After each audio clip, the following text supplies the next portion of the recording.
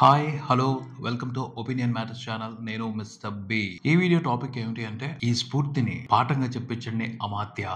చాలా మంచి topic, miss అవ్వకుండా ఫాలో అవ్వండి. ఒక హీరోని ఒక అభిమాని ఎందుకు అమితంగా అంటే తన అమ్మా నాన్నల కంటే కూడా ఎక్కువ ఇష్టంగా అభిమానిస్తాడు? కుటుంబం మీద లేని ప్రేమ ఒక హీరో మీద అంత విపరీతంగా ఎందుకు పెరుగుతుంది? ఎందుకంత ఇష్టం? ఎందుకంత పిచ్చి? చాలా మంది ఈ ప్రశ్నలు అడుగుతూ ఉంటారు, కానీ ఆ ప్రశ్నలకి సరైన సమాధానాలు ఎక్కడా రావు. అదంతే, అదో మైకం అని చాలా మందికి దొరికే ఒక ఈజీ సమాధానం అది. అంతేనా? అంతకుమించి ఏం లేదా? చాలా ఉంది. దాని గురించే ఈ వీడియోలో మనం క్లియర్ గా మాట్లాడుకుందాం. ఆ హీరో మీద పెట్టే శ్రద్ధ, ఆ హీరో సినిమా వస్తుంది అంటే కట్అవుట్లు కట్టడం కోసం పెట్టే శ్రద్ధ, ఆ hero cinema first day first show చూడటం కోసం ఎక్కువ రేట్లకి టికెట్లు కొని సినిమా చూడటం మీద పెట్టే శ్రద్ధ, వాళ్ళ బతుకు మీద వాళ్ళు పెట్టుకుంటే ఎంచక్కా బాగుపడతారు కదా. ఎందుకు ఆర్భాటాలు? ప్రయోజనం లేని ఆ అభిమానం ఎందుకు అని లెక్చర్లు ఇవ్వడానికి, క్లాసులు పీకటానికి చాలా మంది ఉంటారు. పోతే ఇక్కడ గమ్మత్తు ఏమిటో తెలుసా? ఆ క్లాసులు పీకే వాళ్ళు ఎవరికి క్లాసులు పీకాలో వాళ్ళకి పీకటం లేదు. ఎవరైతే బాధితులు ఉంటారో, ఎవరైతే సఫర్ అవుతున్నారో వాళ్ళకి క్లాసులు బిగుతా ఉంటారు. అంటే ఇక్కడ నేను చెప్పాలనుకుంటుంది ఏమిటి అంటే, అభిమానించే వాడిది తప్పు కాదు, ఎవరైతే ఫ్యాన్స్ గా ఉంటున్నారో వాళ్ళది తప్పు కాదు, పూర్తిగా వాళ్ళదే తప్పు కాదు. వాళ్ళు అలా అవటానికి ఓ పెద్ద కారణమే ఉంది. దాని గురించి వివరంగా మాట్లాడే ముందు ఓ మనిషి గురించి తెలుసుకుందాం. రీసెంట్ గా తెలుగు వారందరి గుండె ఉప్పొంగేలాగా చేశాడు అతను. చాలా సంవత్సరాల తర్వాత తెలుగు గడ్డ నుండి క్రికెట్ సామ్రాజ్యాన్ని ఏలటానికి ఓ రాక్ స్టార్ వచ్చాడు, ఓ రియల్ సూపర్ స్టార్ పుట్టాడు. రోహిత్ శర్మ, విరాట్ కోహ్లీ, మహేంద్ర సింగ్ ధోని మాదిరి సూపర్ క్రికెటర్ తెలుగు గడ్డ నుంచి వచ్చాడు అన్న ఆశ కాదు, కంప్లీట్ నమ్మకం వచ్చింది అతన్ని చూస్తే, అతని ఆట చూస్తే. ఆ సూపర్ క్రికెటర్ గొప్ప లక్షణం ఏమిటో తెలుసా? ఫియర్లెస్నెస్. భయమే లేదు అతనికి. అరే ఫస్ట్ టెస్ట్ మ్యాచ్ ఆడుతున్నాడు, అది ఆస్ట్రేలియా మీద, ఆస్ట్రేలియా గడ్డ మీద అన్న బెరుకు కొంచెం కూడా లేదు. నాకు అవకాశం వచ్చింది, కొట్టాలి, అదే నా తక్షణ కర్తవ్యం, అంతకు మించి నాకు వేరే కర్తవ్యం ఏమీ లేదు అని కొద్దమ సింహం లాగా జూలు విదిల్చి, ఒంగోలు గిత్తలాగా వేకర రంకెలు పెట్టి ప్రత్యర్థి బౌలింగ్ ని, ఫీల్డింగ్ ని తుక్కు చేస్తూ చరిత్రలో నిలిచిపోయే సెంచరీ చేశాడు. మొట్టమొదటి టెస్ట్ మ్యాచ్ లోనే, అది జట్టు పీకల్లోతో కష్టాల్లో ఉన్న సమయం అసాధారణ పోరాటం చేసి అతను సాధించిన సెంచరీ. భారతదేశం తన క్రికెట్ చరిత్రలో పదిలంగా దాచుకుంటది ఆ సెంచరీని. ఆ అద్భుతమైన వీరోచిత ప్రదర్శనతో భారతదేశానికి ఓ గొప్ప క్రికెటర్ ఇంకొకడు దొరికాడు. అతనే మన తెలుగు కుర్రోడు నితీష్ కుమార్ రెడ్డి. పుట్టింది Vizag, trained at Kadapa cricket association, పక్కా తెలుగు బిడ్డ.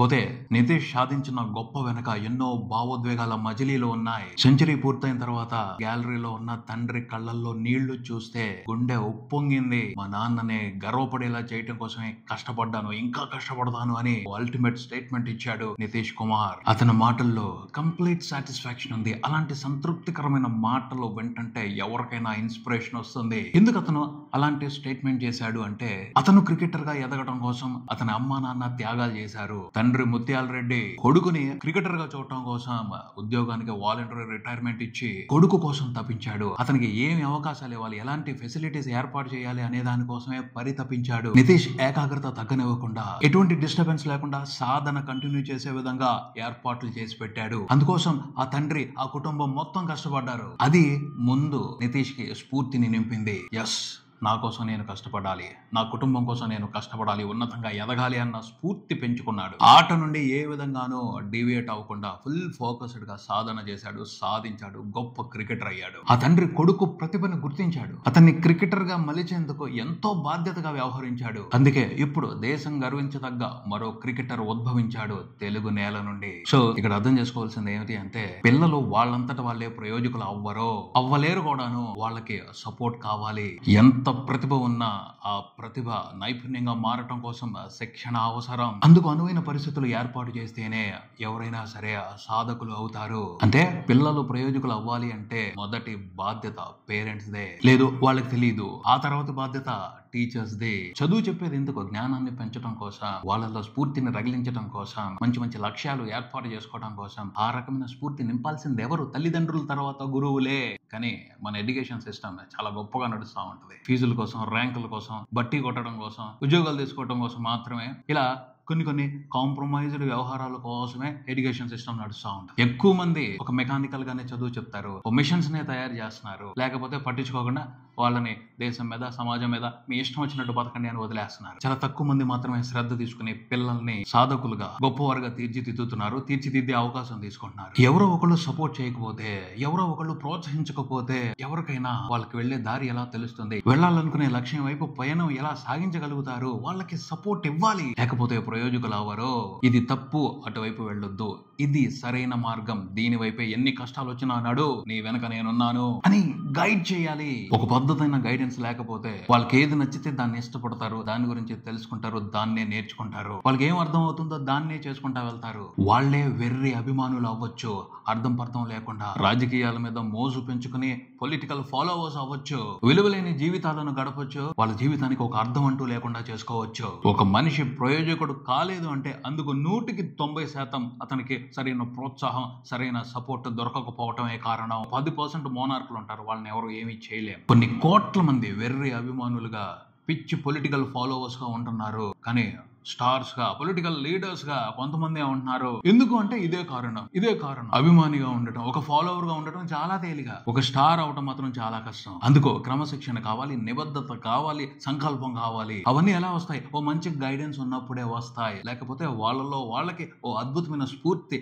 మనసులో రగలాలి, అప్పుడు స్టార్ట్ అవుతుంది. అందరికీ ఆ అవకాశం ఉండదు. ముత్యాల రెడ్డి గారు తన కొడుకులో ఆ స్ఫూర్తిని నింపారు. కొడుకు కోసం తను కష్టాలు పడ్డాడు, కుటుంబం కష్టాలని, తండ్రి కష్టాలని చూసి అతనికి తను సాధించాల్సిన లక్ష్యం మీద దృఢ సంకల్పం ఏర్పడింది. చాలా మంది పేరెంట్స్ ఇదే చేయటం లేదు, చాలా మంది యువతకి అలాంటి స్ఫూర్తి దొరకట్లేదు, అలాంటి సపోర్టే దొరకట్లేదు, పేరెంట్స్ నుండి గానీ, చదువు చెప్తున్న టీచర్స్ నుండి గానీ. అందుకే వాళ్ళకి నచ్చినట్టు, వాళ్ళకి తెలిసినట్టు ఎవరినో అభిమానిస్తున్నారు, ఆ అభిమానం కోసం వెర్రిగా బిహేవ్ చేస్తున్నారు. చాలా మంది హీరోల ఫ్యాన్స్ ని, వాళ్ళ అభిమానాన్ని రకరకాలుగా నిందిస్తూ ఉంటారు, కానీ వాళ్ళు అలా అయిపోవటానికి, వాళ్ళు అంత వెర్రిగా బిహేవ్ చేయడానికి కారణం ఎవరో అది ఆలోచించడం లేదు, రూట్ కాజ్ ని ఫైండ్ అవుట్ చేయటం లేదు, వాళ్ళ మీద విమర్శలు సంధించట్లేదు. పిల్లలు వాళ్ళంతటిగా వాళ్ళే పుట్టి వాళ్ళంతటి వాళ్ళకి మంచోళ్ళుగా తయారవుతారు. ఎలా సాధ్యం అవుద్ది? ఇక్కడ మ్యాజిక్ జరగదు కదా. ఒక మనిషి మంచివాడైనా, ఒక మనిషి చెడ్డవాడైనా, ఒక మనిషి ఎందుకు పనికిరాని వాడైనా దాని వెనకాల ఓ కథ ఉంటది, ఓ ప్రాసెస్ ఉంటది. అంతేగాని పుట్టగానే ఏ మనిషి చెడ్డోడైపోడు, పుట్టగానే ఏ మనిషి వెర్రోడైపోడు, పుట్టగానే ఏ మనిషి గొప్ప సాధకుడు అయిపోడు. ప్రతిదానికి ఓ ప్రాసెస్ ఉంటది. ఆ ప్రాసెస్ సరిగ్గా లేకపోతే చాలా మంది జీవితాలు అస్తవ్యస్తంగానే ఉంటాయి. ఆ ప్రాసెస్ సరిగ్గా ఉంటే వాళ్ళు గొప్పవాళ్ళు అవుతారు, సాధకులు అవుతారు, ఏ విషయాన్నైనా సాధించి చూపిస్తారు. ఇది అందరికీ తెలిసిన నిజమే. అయినప్పటికీ మారట్లేదు అని వాళ్ళ మీద రకరకాలుగా నిందలు వేస్తూ ఉంటారు, నిందిస్తూ ఉంటారు. పోతే అందరు అభిమానులు ఒకే రకంగా ఉంటారు అని చెప్పను, కాకపోతే కొంతమంది ఎవరైతే ఎక్స్ట్రీమ్ గా బిహేవ్ చేస్తున్నారో వాళ్ళ గురించి ఎక్కువ మంది మాట్లాడుతూ ఉంటారు, వాళ్ళని ఎక్కువ మంది నిందిస్తూ ఉంటారు, వాళ్ళ గురించి చెప్తుంటా. వాళ్ళు అలా అయిపోవడానికి కారణం సొసైటీనే, పేరెంట్సే, టీచర్సే. ఈ సమస్యకు సంబంధించి అసలు పరిష్కారం కింద నుండి మొదలవ్వాలి. సో అనిపిస్తా ఉంటది, నితీష్ రెడ్డి తండ్రి ముత్యాల రెడ్డి వాళ్ళ స్ఫూర్తివంతమైన ప్రయాణాన్ని ఓ పాఠంగా మార్చి పిల్లలకి లెసన్స్ లో పెట్టాలి అని. అలా చెప్తే బాగుంటది. ఆ విధంగా చొరవ చూపించాలి మన రాష్ట్ర విద్యాశాఖ మంత్రి నారా లోకేష్ గారు, ఆంధ్రప్రదేశ్ ఉప ముఖ్యమంత్రి పవన్ కళ్యాణ్ గారు అని అడగాలనిపిస్తుంది. ఓపెన్ గా అడుగుదాం, ఇబ్బంది ఏమి లేదు. ఎందుకంటే ఇలాంటి విషయాలు పాఠాలుగా వస్తే ఓ పక్కన పాఠాలు చదువుకుంటారు, వాళ్ళు లైవ్ గా కనపడతా ఉంటారు, వాళ్ళు సాధిస్తున్న విజయాలు ప్రజలందరికీ అర్థం అవుతా ఉంటాయి, పిల్లలకు కూడా అర్థం అవుతా ఉంటాయి. మరింత ఎక్కువగా వాళ్ళు స్ఫూర్తి తీసుకునే అవకాశం ఉంటుంది, దాని వల్ల స్ట్రాంగ్ ఇంపాక్ట్ ఉంటుంది అన్నదే నా అభిప్రాయం. ఇలాంటి స్ఫూర్తివంతమైన ప్రయాణాలు పాఠాలుగా రావాలి, తీసుకొస్తే బాగుంటుంది. పవన్ కళ్యాణ్ గారికి ఎవరైనా చెప్తే బాగుంటుంది అన్నదే నా ఒపీనియన్. ఈ మ్యాటర్ కి సంబంధించి మీ ఒపీనియన్ ని కింద కామెంట్స్ లో తెలియజేయండి. వివేకవంతమైన సమాజం కోసం అభిప్రాయం ముఖ్యం. Opinion matters. ఇదే ఇక్కడికి మరో వీడియోతో మళ్ళీ కలుద్దాం. ఈ వీడియో మీకు నచ్చితే లైక్ చేయండి, మీ ఫ్రెండ్స్ తో షేర్ చేసుకోండి, మీ అభిప్రాయాన్ని కామెంట్ చేయండి, ఈ ఛానల్ ని సబ్స్క్రైబ్ చేయండి. నేను mister B. Keep watching opinion matters channel. Thank you.